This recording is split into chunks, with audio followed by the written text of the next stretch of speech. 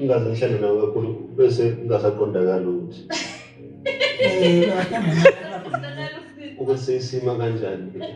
Mhlambe uphuma endodaneni ungena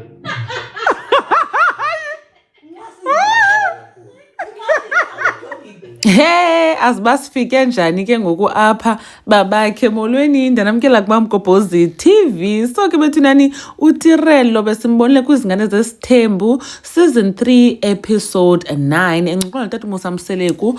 uTata Musa Mseleku echaza buvile uba ifamily kaTirelo ayifuni uba uMpumelelo ayolobola. Wachaza ke uTirelo uba kungenxa yoba abamboni uMpumelelo njengomuntu ongakwazi umnakekela kunye nomntana. Watsho ebalisa ibali ke uTirelo loba usingabakho lo wakhe noMpumelelo ba-under umamakhe ku-medical aid kamamakhe. So kuye kwenzeka ke usingabakho wagula and then ke wayesesibhedlele kwafumaniseka uba ke kukhona ii-multivitamins ezingekho covered by i-medical aid.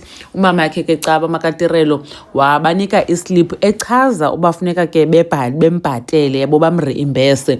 Then uMpumelelo ke into yoba zange ayihoye loo nto leyo, zange ayikhuphe loo mali. So uyachaza kuTirelo zinto ezinjalo ke ezenza ifamily yakhe ingafuni uba ayotshatela kuye.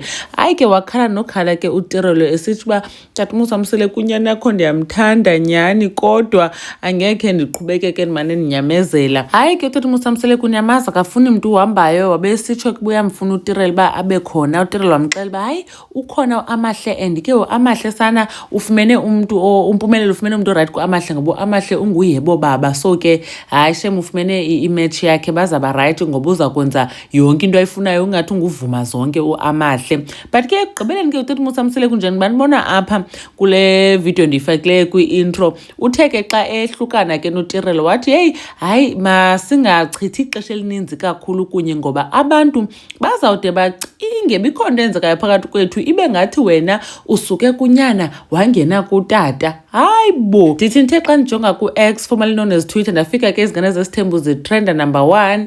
Xa ndijonga ke shem bakhona abantu abethukileyo nabo elentitho nguTata Musa Mseleku bathi hayi bo ufike njani apho like uyicinge njani into engolu hlobo. Kodwa asana it was cringe. Iingcinga zakhe zihamba ziyomaphi because nyani ke khaze siyicinga into enjalo okanye akho mntu unoyicinga loo nto leyo.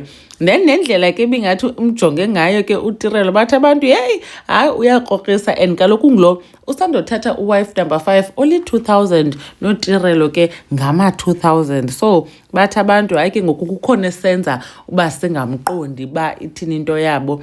But anyways ihambe njalo ke into bethunani nomtiritiri ekhala mntakabawo ekhala bethanda uMpumelelo kodwa enganzi izinto kakuhle. Khanikhe nitsho ke nakuba nicinge ntoni ngale episode ngale scene nangale nto ke yathethwa nguTata Musa Mseleku. MaMgobhozi uyanibona kwivideo elandelayo.